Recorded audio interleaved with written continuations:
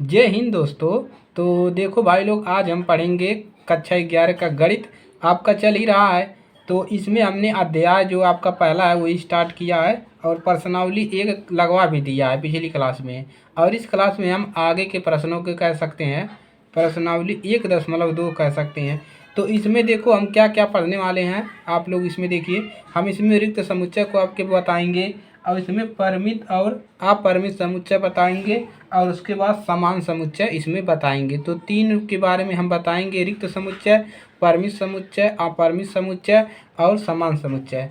तो भाई आप लोग हमारे साथ बने रहिए। चलिए, छोटी सी क्लास है और इसको आप लोग को पढ़ना आवश्यक है। केवल एनसीईआरटी बुक और आपका क्वालिटी जो है वीडियो का 360 पे कर लीजिए, क्योंकि अच्छा दिखाएगा 360 पे। चलिए, तो अब बात करते हैं रिक्त समुच्चय की। तो रिक्त समुच्चय होता क्या है, तो इसका इंग्लिश भी साथ में पढ़ेंगे, क्योंकि अगर आप आगे मान लें बीएससी करते हैं और कुछ करते हैं तो आपको इंग्लिश आपके काम आएगा। तो रिक्त समुच्चय को क्या कहते हैं? रिक्त मतलब होता है खाली। तो रिक्त समुच्चय को हम कहते हैं empty set. Empty set, set से। तो इम्पटी मतलब होता है खाली और सेट मतलब होता है समुच्चय। अब रिक्त समुच्चय होता क्या है, तो ऐसा समुच्चय जो हो, रिक्त समुच्चय जिसमें कोई अवयव नहीं हो, यानी कि कोई भी समुच्चय हम ले लें उसमें कोई अवयव नहीं हो, उसी को कहते हैं रिक्त समुच्चय। तो सबसे पहले हम इसको उदाहरण से समझेंगे, उसके बाद हम क्या करेंगे, परिभाषा इसका लिख लेंगे। तो सबसे पहले हम यहाँ पर उदाहरण आपको बताएंगे। उदाहरण, तो उदाहरण हम इसमें आपको समझाएंगे, उसके बाद इसका परिभाषा आपको बताएंगे। तो जैसे आप लोग एक समुच्चय हम ले रहे हैं ए बराबर हम एक समुच्चय ले रहे हैं यक्स सच डैट यक्स। किसी स्कूल कक्षा 10 में एक विद्यार्थी है, तो हम लिख सकते हैं किसी किसी स्कूल में कक्षा 10 का 10 में कक्षा 10 में, इसको काट दीजिए, कक्षा 10 में अध्ययनरत एक विद्यार्थी है। हमने एक समुच्चय ए ले लिया, अब एक समुच्चय और ले लीजिए, और यहाँ पर हम बी बराबर एक समुच्चय और ले रहे हैं। उदाहरण आपको समझाएंगे, एकदम कोई दिक्कत नहीं होगा भाई लोग, एकदम इसको एकदम मान के हल्के में लेकर चलिए। अब यहाँ पर लिख लीजिए x such that x. X जो है वर्तमान में कक्षा 10 और 11 दोनों में अध्ययनरत विद्यार्थी है। तो हमने यहाँ पर क्या ले लिया, उदाहरण ले लिया रिक्त समुच्चय का। तो देखिए इसमें सिंपल है, आपको कोई दिक्कत नहीं है, समझने के लिए होगा। तो क्या करोगे, देखो इसमें क्या कह रहा है कि पहला यक्स जो है किसी स्कूल में कक्षा 10 में पढ़ने, अध्ययनरत मतलब पढ़ते हुए विद्यार्थी हैं कक्षा 10 में। तो इसको देखिए, अगर आप कक्षा 10 में है तो आप इसमें आप अपनी संख्या गिन सकते हैं कि हाँ हम लोग 10 लोग हैं, 25 लोग, 30 लोग, 50 लोग कक्षा 10 में पढ़ रहे हैं। और दूसरा उदाहरण देखिए, ये पहला उदाहरण हो गया और ये हो गया आपका दूसरा उदाहरण। देखिए, तो इसमें कह रहा है यक्स जो है वर्तमान में कक्षा 10 और 11 दोनों में अध्ययनरत विद्यार्थी है। यानी कि यक्स नाम का जो लड़का है वो कक्षा 10 और 11 में दोनों में पढ़ रहा है। तो क्या यह संभव है? तो ये संभव हो नहीं सकता, क्योंकि एक ही साल में आप 2 क्लास में कैसे पढ़ सकते हो? एक ही क्लास में पढ़िए, चाहे 10 में चाहे 11 में रहोगे। तो यही आपका क्या है दोस्तों, यही है आपका रिक्त समुच्चय, यही आपका इम्पटी सेट है, इम्पटी सेट। तो इस यही बी वाला जो है आपका, यही बी क्या है आपका, इम्पटी सेट है, रिक्त समुच्चय है। क्योंकि ये क्यों नहीं है, क्योंकि इसमें हम अपने अवयव को गिन सकते हैं कि हाँ कक्षा 10 में 25 विद्यार्थी हैं या 30 विद्यार्थी हैं। तो ये हो गया रिक्त समुच्चय, एकदम अच्छे से समझ लिया, कोई दिक्कत नहीं है। अब इसकी हम परिभाषा लिखेंगे। अब इसका परिभाषा भी जरूरी है लिखना, तो परिभाषा इसका लिखिए, एकदम परिभाषा लिख लीजिए। तो एक समुच्चय जिसमें एक भी अवयव नहीं होते हैं, एक समुच्चय, अरे यार समझ लो यार, एकदम आसान है, कोई दिक्कत नहीं है। एक समुच्चय। चैनल पर नए हैं तो चैनल को जरूर सब्सक्राइब करिएगा, क्योंकि हम लोग साल भर इस पर पढ़ने वाले हैं साथ, तो आप लोग साथ में पढ़िए, मज़ा आएगा। जिसमें एक भी अवयव नहीं होता है, इसको क्या कहते हैं? रिक्त समुच्चय कहते हैं। रिक्त समुच्चय कहते हैं। वीडियो क्वालिटी देखिए भाई, 360 पे कर लीजिए, 360 पर ही चलेगा। इसको रिक्त समुच्चय कहते हैं। और रिक्त समुच्चय को किससे दर्शाते हैं? फाई से। इसको रिक्त समुच्चय से हम फाई से दर्शाते हैं। और इसको इस प्रकार से भी दर्शाते हैं, जो देखिए यहाँ पर हमने लगाया, देखिए यहाँ पर मझला कोष्ठक, इसको मझला कोष्ठक बोलते हैं, से प्रदर्शित करते हैं, से प्रदर्शित करते हैं। तो ये हो गया आपका भाई लोग, देखिए इम्पटी सेट। तो इसको तैयार कर लीजिए, आपका हमेशा काम आएगा, कोई भी एग्जाम देंगे उसमें भी ये पूछा जाता है। तो अब ये तो आपका समझ में आ गया सभी लोग को कि इसमें कोई भी, देखिए ये इम्पटी सेट है क्योंकि ये असंभव नहीं है। अब इसका परिभाषा भी हो गया कि जिसमें कोई अवयव नहीं होते हैं, रिक्त समुच्चय कहलाते हैं। और इसको फाई से दिखाते हैं। अब हम दूसरा पढ़ेंगे, परिमित और अपरिमित समुच्चय। तो दूसरा नंबर पे डाल लीजिए, परिमित और अपरिमित। परिमित और अपरिमित समुच्चय। परिमित का मतलब, इसका इंग्लिश भी हम जानेंगे, इंग्लिश भी सीखना जरूरी है। तो परिमित को बोलते हैं फाइनाइट। परिमित को क्या बोलते हैं? फाइनाइट। तो यहाँ पर लिख लीजिए फाइनाइट। एंड और अपरिमित को बोलते हैं इनफाइनाइट। इनफाइनाइट। और समुच्चय को बोलते हैं सेट। तो सेट हो गया। तो इसका मीनिंग भी याद हो गया, परिमित को इनफाइनाइट बोलते हैं, अपरिमित को इनफाइनाइट, और समुच्चय को सेट बोलते हैं। तो ये अपना परिवार का हेडिंग है, इसको देखिए। अब इसमें हम दोबारा से वही काम करेंगे। सबसे पहले हम उदाहरण से समझेंगे इसको, उसके बाद इसका परिभाषा लिखेंगे। कोई दिक्कत नहीं होगा। चैनल पर नए हैं सब्सक्राइब करते चलिए, वीडियो को लाइक कर लीजिए, दोस्तों के पास शेयर कर दीजिए। अब देखिए यहाँ पर हम यहाँ पर देखिए एक समुच्चय ले रहे हैं ए। इसमें 1 2 3 4 5, और एक समुच्चय हम ले रहे हैं बी। देखिए पहला उदाहरण, दूसरा उदाहरण, ABC DEG। देखिए दूसरा उदाहरण, और एक सी ले लिया, एक और एग्जाम्पल ले लिया। इस समय विश्व के विभिन्न भागों में रहने वाले पुरुष हैं। इस समय विश्व के विभिन्न भागों में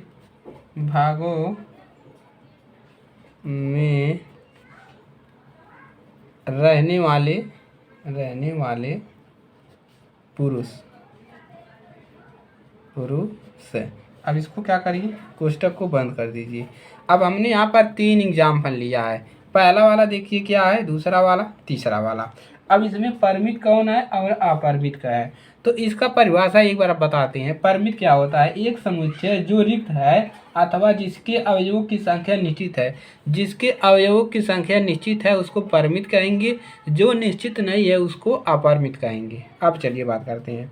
अब देखिए पहले वाले समुच्चय में, पहले वाले सेट में देखिए, पहला है 2 नंबर है और है 3 नंबर है। 3 उदाहरण हमने इसमें लिया है। इसमें देखिए 1 2 3 4 5, इसमें देख रहा है कि ये प्राकृतिक संख्या है और 5 तक है और क्लोज है, यानी मझला क्वेश्चन लग गया है। तो ये कैसा है? निश्चित है, इसमें इससे ज़्यादा नहीं हो सकते।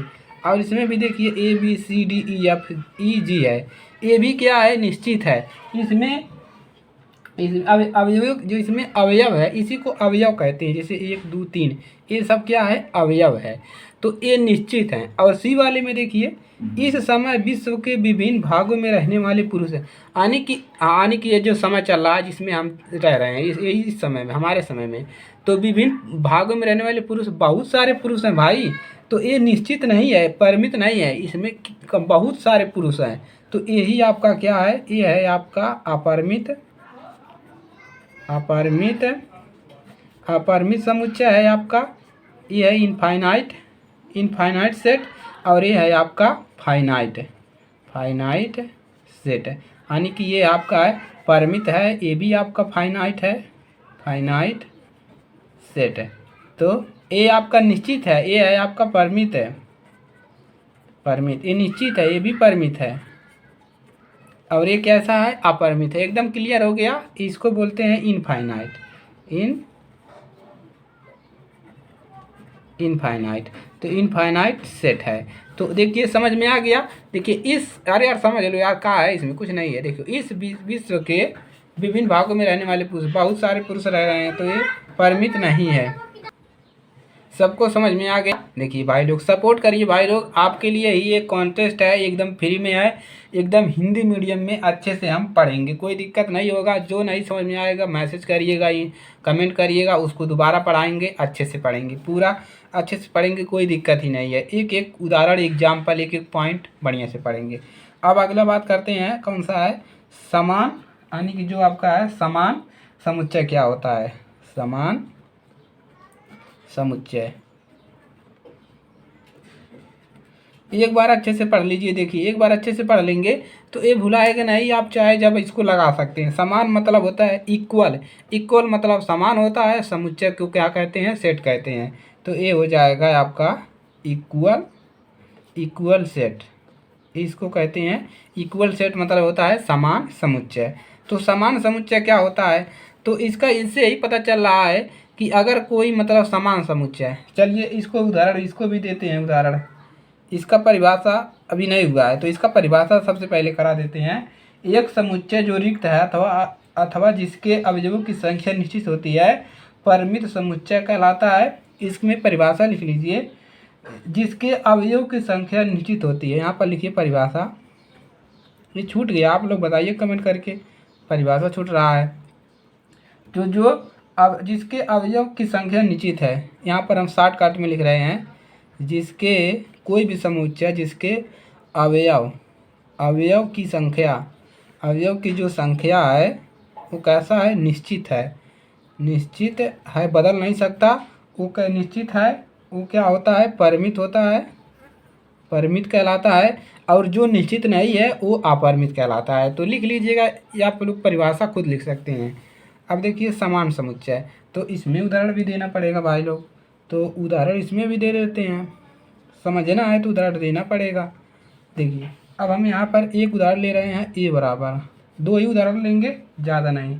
तो जैसे 1 2 3 4, और यहाँ पर ए बंद हो गया, और बी बराबर हम ले रहे हैं एक समुच्चय, जैसे 3 हो गया, 1 4 2, और एक ले रहे हैं, दो उदाहरण ले रहे हैं, एक और है सी ले रहे हैं, सी बराबर जैसे 1 2 3 और 5, और एक हम ले रहे हैं डी, डी ले रहे हैं, जिसमें आपका है 2 4 6 7। अब देखिए, अब समान समुच्चय, तो समान से लिख रहा है कि 2 आएगा, इसमें 2 सेट आएगा, तो 2 2 का सेट इसमें आएगा। तो देखिए अब यहाँ से हम देखेंगे समुच्चय ए और बी में, देखिए क्या दोनों में अंकों के जो अवयव हैं वो क्या समान है। तो दो समुच्चय ए और बी समान कहलाते हैं। दो समुच्चय ए और बी समान तभी कहलाएंगे यदि उनके तथा उनके अवयव समान हो, उनके जो अवयव हैं वो क्या हो, समान हो। जैसे ए में आप देखिए, ए बराबर हम बी तभी कह सकते हैं। देखिए ए में 1 2 3, 1 भी है, 2 भी है, 3 भी है, 4 भी है। अब हम देखेंगे क्या बी में भी ये सारे अवयव हैं, तो बी में 3 है, 1 है, 4 है, 2, हाँ। तो ये दोनों क्या है, समान है।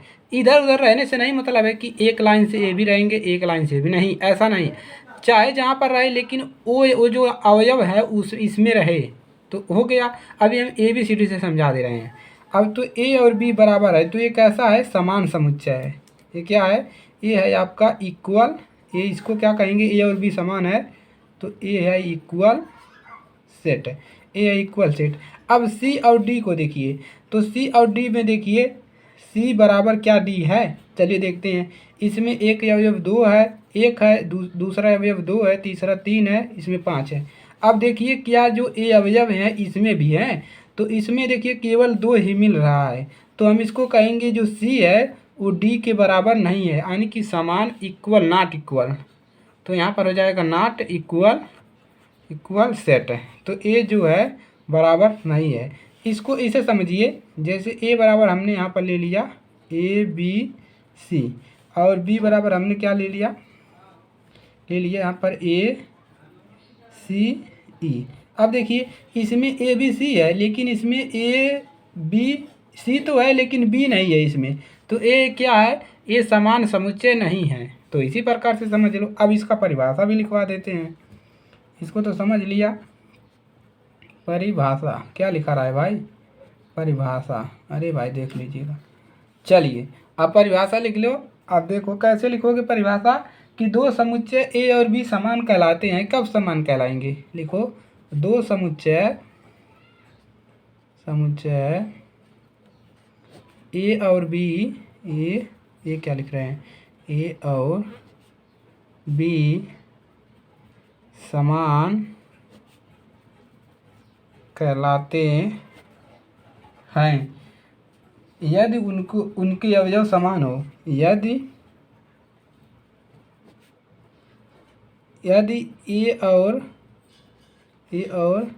बी के अवयव समान है, समान